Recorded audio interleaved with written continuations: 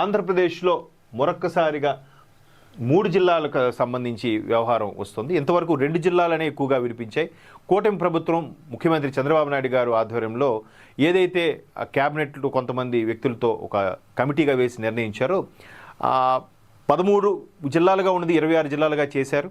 ఆ 26 జిల్లాలను కొనసాగిస్తూనే ప్రజల అభిప్రాయ సేకరణలో భాగంగా ఏ జిల్లాకు దగ్గరలో ఉన్న జిల్లా రెవెన్యూని ఆ జిల్లాలో కలిపి, ఇటువైపు రెవెన్యూని అటువైపు జిల్లాకు కలిపి, మండలాలు కూడా ఎవరికి ఎక్కువగా అందుబాటులో ఉండే గ్రామాలు. ఇప్పుడు చాలా ఊర్లు ఎలా ఉంటాయంటే ఈ ఊరికి దగ్గరలో ఉంటుంది, ఎక్స్ అనే ఊరికి దగ్గరలో ఉంటుంది, బట్ వీళ్ళ రెవెన్యూ డివిజన్ వై అనే దానికి ఎక్కడో దూరంలో 80 కిలోమీటర్ డిస్టెన్స్లో ఉంటుంది.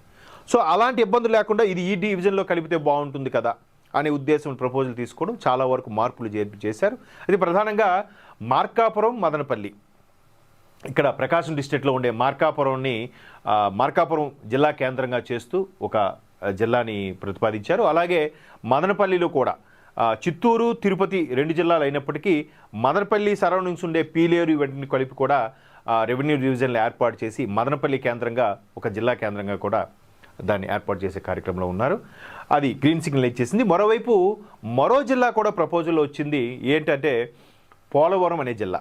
పోలవరం ప్రాజెక్టు దానికి సంబంధించి మనం చూస్తున్నాం. అది కానీ కంప్లీట్ అయితే కొన్ని వేల హెక్టార్ల సాగుకి, త్రాగుకి రాబోయే కొన్ని 10 ఏళ్ల వరకు నీటికి కొరత లేకుండా ఉండే పరిస్థితి తీసుకొస్తుంది. దానికి కూటమి ప్రభుత్వం ముఖ్యమంత్రి చంద్రబాబు నాయుడు గారి ఆధ్వర్యంలో ఈ విధంగా పోలవరం ప్రాజెక్ట్ కూడా ఒకవైపు సర్వేగంగా నడుస్తుంది. అయితే దాన్ని పరిధిలో పెట్టుకొని ఒక జిల్లాగా చేయాలనుకున్నారు. దానికి రంపచోడవరంని, ఇంతకుముందు విశాఖ జిల్లాలో ఉన్న రంపచోడవరంని జిల్లా కేంద్రంగా చేయాలనుకుంటున్నారు. ఆల్మోస్ట్ ఆల్ అటు ఖమ్మంకి ఇటు విశాఖకి మధ్యలో ఉండే భాగము ఆ అటవీ ప్రాంతమైన రంపచోడవరం జిల్లా కేంద్రంగా పోలవరం జిల్లా ఒకటి చేస్తున్నారు. అలాగే శ్రీకాకుళం జిల్లాలో నందిగామ అనే మండలాన్ని కూడా టెక్కలి డివిజన్లో కలిపారట. ఇటు పలాస డివిజన్ నుంచి టెక్కలి డివిజన్ తీసుకొచ్చారు. ఎందుకంటే నందిగామ వాసులు ఎక్కువగా అలవాటుగా వాళ్ళకి దగ్గరగా ఉండేది టెక్కలి కాబట్టి టెక్కలికి ఎక్కువ కార్యక్రమాలకు వెళ్తూ ఉంటారు.